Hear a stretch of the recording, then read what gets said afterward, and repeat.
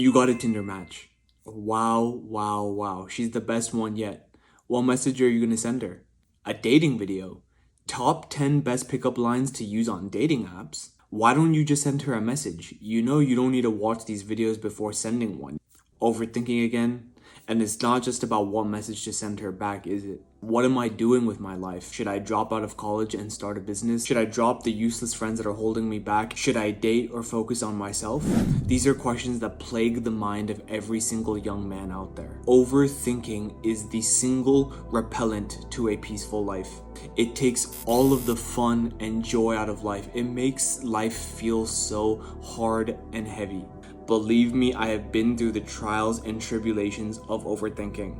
And while I still do struggle with overthinking, it is nowhere as bad as it used to be in the past, where I would not be able to take any action at all because I'd just be so paralyzed by my own thoughts. And while I still do struggle with them now, I at least now have the knowledge of how to overcome this, so when it does arise, I'm able to quickly get myself out of it. So with that, how do we overcome overthinking? And before I explain how you can overcome overthinking, you need to understand why overthinking exists in the first place. In order to figure out how to solve a problem, you need to know why that problem exists. So, why does it exist? We as humans are programmed with something called a feedback loop. We take information from pretty much every single thing around us, make sense of that information, and then take action. And to give you a modern day example of how this feedback loop exists, think about a hot stove. When you were really, really young, your parents told you not to touch it. And like an idiot that you were, you touched it. And when you touched it, you got burned and you probably cried. Now, because of how much pain that stove caused you, you know now to not touch that in the future. It's this feedback loop that it will now influence your future decisions. So how does this relate to overthinking? There is a book called The Subtle Art of Not Giving a Fuck. And in that book, the author, Mark Manson, describes a very important concept called the feedback loop from hell.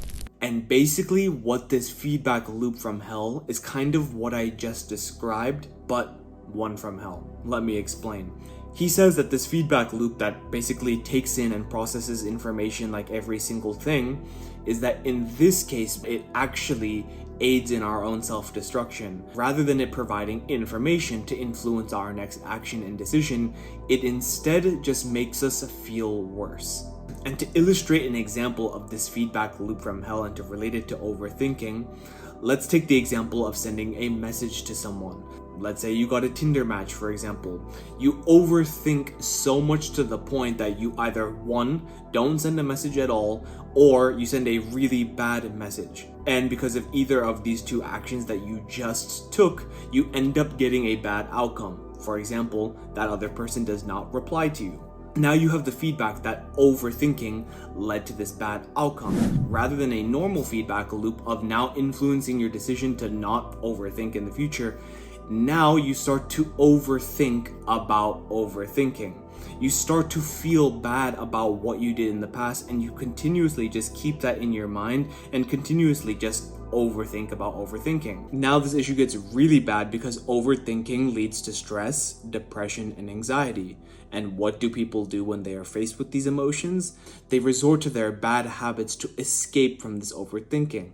It leads to binge eating, it leads to scrolling, it leads to watching porn. So indirectly, I already gave you one actionable tip to help you to stop from overthinking in the future. One is becoming aware of this feedback loop from hell. Anytime you feel like you're just mentally jerking off again, where you're just kind of overthinking about your thoughts and you're just going in a circle, realize this is your own brain doing this to you, and you need to just stop doing that immediately. Whatever you must do, just take yourself out of that environment, go do an activity, go exercise, go out for a walk. Realize this is your own monkey brain from your caveman days just going out of whack for a second. Once you become aware of this, you won't at least be paralyzed by your own thoughts in the past like I was. But as always, let me give you some more tangible tips. The very first thing that you can do to stop overthinking is that you must get out of your own mind and get into your body. more often.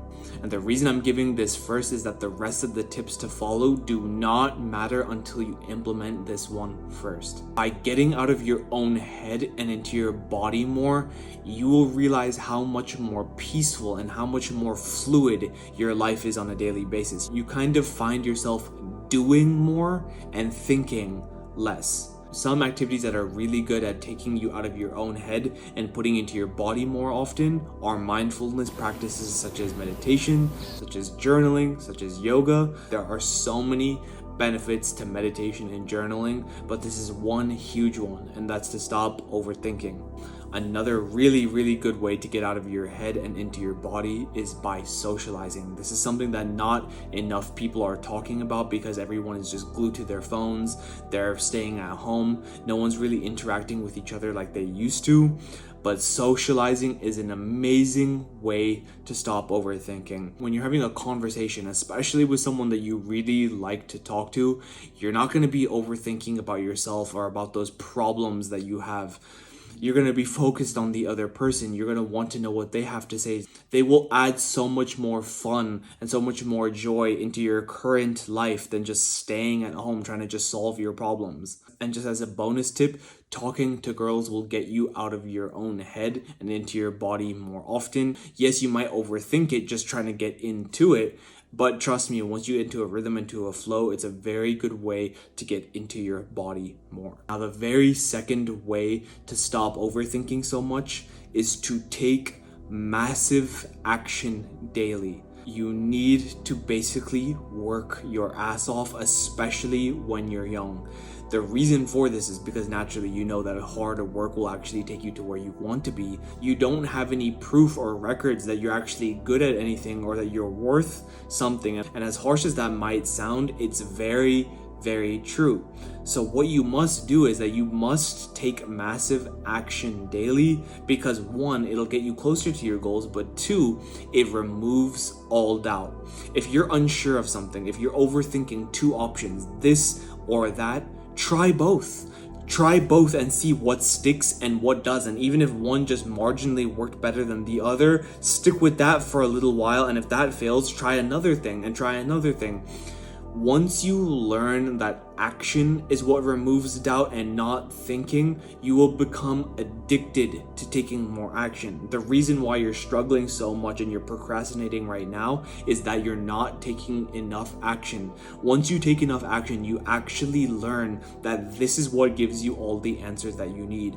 All of what you were confused about and what you were overthinking can be solved in just 2 seconds when you actually make a decision. Yes, I agree, there are some things in your life that might require more thought and more careful planning, but on a daily basis, when it just comes to small, little things, train your brain to just in 3 seconds make a decision and take action on it. It might be the worst decision that you've ever made for that small little thing, but now you know not to do. Now, the very last tip that I want to give you when it comes to overthinking is something called acceptance. You need to become at peace with the fact that there are some things in your life that you just simply cannot control. Whether it be a physical part of you, let's take your height for example. Let's say you're 5'5" and you're really unhappy about this, or you're just unhappy about your genetics.